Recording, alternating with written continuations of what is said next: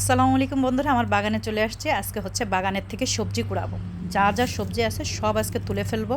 দেখেন সব গাছের পাতা সব ঝরে যাচ্ছে ঠান্ডায়, প্রচুর ঠান্ডা পড়েছে। আর কোনোভাবে এখন গ্যারেজেই রাখি, আর যেখানেই রাখি গাছ আর বাঁচাতে পারবো না, সব গাছ মারা যাবে। প্রচুর ঠান্ডা পড়তেছে। বিসমিল্লাহ বলে মরিচগুলো সব তুলে নিচ্ছি। যত কাঁচা মরিচগুলো ছিল, নাগা মরিচ, সব ঝরে গিয়েছে। একটা মরিচও নেই, শুধু পাকা মরিচগুলো গাছে আছে।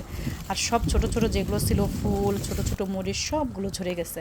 দেখেন মরিচগুলো কত সুন্দর লাগতেছে। আসলে খারাপ লাগে গাছগুলো যে মারা যায়, কিন্তু এটা তো একটা প্রকৃতির নিয়ম, কিছু করার নেই। আল্লাহ যেটা করবেন সেটা আমাদের ভালোর জন্যই করবেন। ইনশাল্লাহ দোয়া করবেন সামনের বার জন্য আরও সুন্দর হয় আমার বাগানের সবজিগুলা। আজকে সব সবজি যা আছে, যতটুক আছে সেগুলো আমি সব তুলে নেব, সেটাই আপনাদের সাথে শেয়ার করতেছি। দেখেন মরিচগুলো কী সুন্দর লাগতেছে না? আলহামদুলিল্লাহ, অনেক ভালো লাগে। আমার তো অনেক ভালো লাগে যে আমি একা একা তুলতেছি। এক হাতে আমি ক্যামেরা ধরেছি আর এক হাতে আপনাদের তুলে দেখাচ্ছি। আসলে আমার কাছে খুব ভালো লাগে, মায়াও লাগতেছে বাগানের জন্য। আর আমার বাগানের তো আমার অনেক প্রিয়। আমি যখন আমার মন খারাপ থাকে আমি বাইরে চলে আসি, আমার গাছগাছালির সাথে একটু কথা বলে আমার ভালো লাগে। গাছের সাথে একটু পানি দিই, একটু যত্ন করি। ওদের সাথে সময় কাটালে আমার সময় অটোমেটিক কেটে যায়, কারণ বাসায় কেউ থাকে না। আমি কিন্তু একদম একা এখন বাসায়।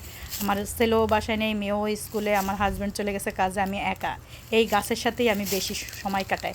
আর এখন এই যে আপনাদের সাথে একটু সময় কাটাই, আলহামদুলিল্লাহ সময়টা আমার কীভাবে চলে যায় আমি নিজেও বুঝতে পারি না, আল্লাহর রহমতে। কিন্তু এখন এই যে বাগান তো শেষ, এখন বাগানের আবার পরিচর্যা নতুনভাবে শুরু করতে হবে। টবগুলো আবার নতুন করে প্রস্তুত করতে হবে, মাটি ঠিক করতে হবে, অনেক কাজ আছে আমার বাগানের কাজ আমার শেষ হবে না। কারণ বাগান যেহেতু আমি করব আবার সামনেবার, এখন থেকে আবার বাগানের সব প্রস্তুত শুরু করব। কারণ গাছগুলো সব তুলে ফেলতে হবে, এগুলো সব মারা গেলে সব গাছগুলো তুলে ফেলতে হবে। অনেক কষ্ট হয় আসলে বাগান করা। আমি মেয়ে মানুষ হয়েও এই প্রবাসে একা একা এগুলো করি। আমার পাশের একজন মুরব্বী আছে, সে আসে দেখে আর বলে গুড গুড, খুব ভালো, মানে খুব প্রশংসা করে আমাকে। অনেক করে, সে আমাকে মাঝে মধ্যে একটু সাহায্য করে, বীজ দিয়ে যায়। তার কাছে যদি কোনো বীজ থাকে সেটা দেয়, খুব ভালো লাগে আসলে। মানে মানুষের কাছ থেকে উৎসাহ পেলে কিন্তু অনেক ভালো লাগে কাজ করতে। দেখেন আমি অনেকগুলো মরিচ কিন্তু তুলে নিয়ে এসেছি এর ভিতরে, আপনাদের সাথে গল্পও করলাম আর মরিচগুলোও তুলে নিলাম। দেখেন কতগুলো মরিচ। আর একটা জিনিস দেখাই, দেখেন এগুলো হচ্ছে ক্যাপসিকাম। কি সুন্দর করে ক্যাপসিকামগুলো হচ্ছিল। কত ক্যাপসিকাম যে এখনও গাছে আছে, অনেক ক্যাপসিকাম আছে এখনও গাছে, ছোটো ছোটো হচ্ছে। কিন্তু এগুলো তো একটাও থাকবে না, ঠান্ডা তো আজকের থেকে প্রচুর ঠান্ডা পড়বে, আবার সব গাছ মারা যাবে। দেখেন এই ক্যাপসিকামটাও কত বড় হয়েছে, সুন্দর, মাশাআল্লাহ।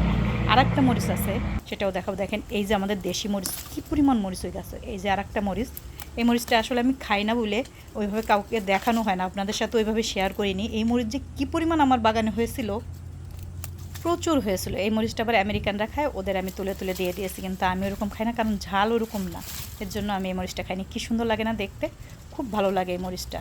এই মরিচটা ওরাই খায়, আমেরিকানদের খুব পছন্দ, ওরা নিয়ে নিয়ে খায়।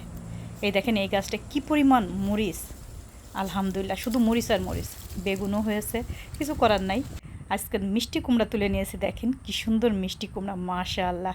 আর কয়েকটা সিমও তুলে নিব। যা যা আছে বাগান থেকে আজকে আমি সব টুকটুক করে তুলে নিলাম। আমার বাগানের লাস্ট সব সবজি, আর কোনো সবজি নেই। কালকে আবার কতগুলো পুঁইশাকও তুলে নিয়েছি, সেটা আর আপনাদের সাথে শেয়ার করিনি। দেখেন এখনও সিম গাছে কী পরিমাণ ফুল। কিছু করার নাই, আল্লাহর রহমতে ইনশাল্লাহ সামনেবার আল্লাহ যদি দেয় আবার সব লাগাবো। কেমন হলো অবশ্যই জানাবেন, সবাই দোয়া করবেন যেন আমি সামনের বার সুন্দর করে আবার সবজি বাগান করতে পারি, আপনাদের দেখাইতে পারি, আপনাদের সাথে শেয়ার করতে পারি। সবাই ভালো থাকবেন। আল্লাহ হাফেজ, আসসালামু আলাইকুম।